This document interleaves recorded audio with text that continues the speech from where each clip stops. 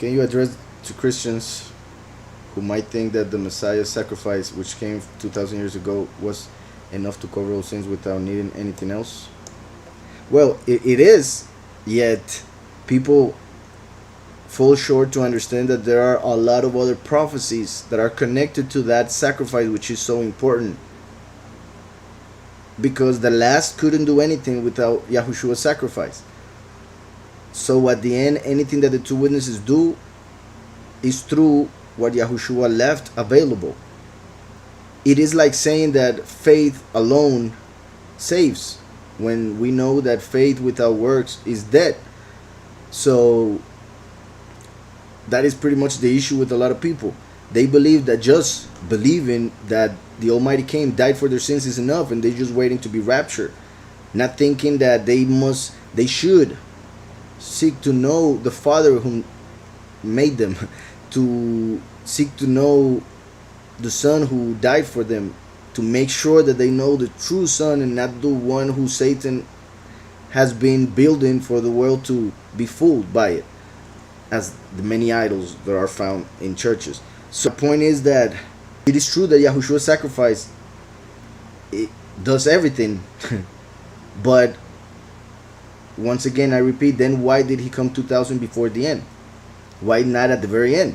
Why did he why did he not do judgment or condemnation, only forgiveness?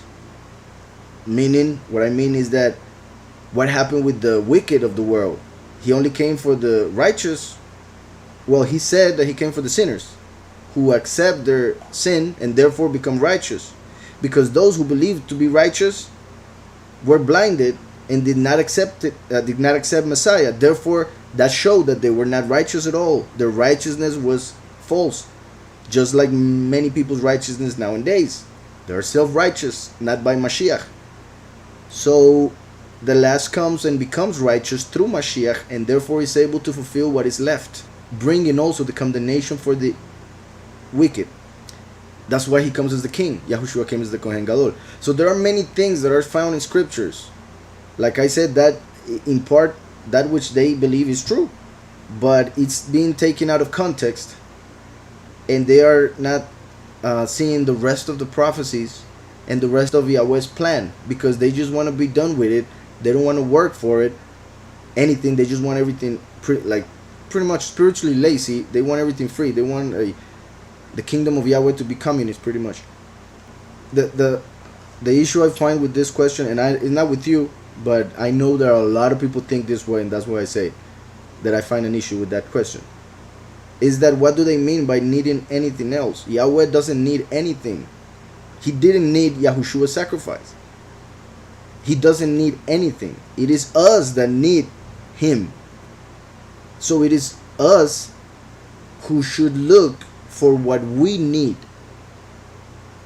So just that thought has everything twisted, thinking Yahweh needs anything when he doesn't. It is us, and therefore that is why we must seek knowledge, wisdom, understanding, read scriptures, pray, and with faith ask for more understanding. Yeah, I find an issue with that question because it's not formulated right.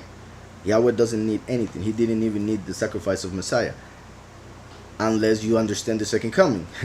Because Yahweh himself comes as the last, being saved by the first. So in that sense, the last needs the first. Yeah.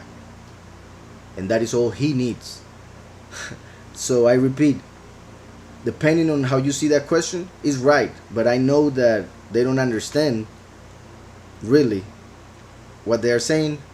So that's why I said all the extra things. All the things that I mentioned regarding how Mashiach came to fulfill a part. He himself said it, that it was only part. There are a lot of questions that can be made to show that that argument is wrong. And like I said, there's a way to see it correct.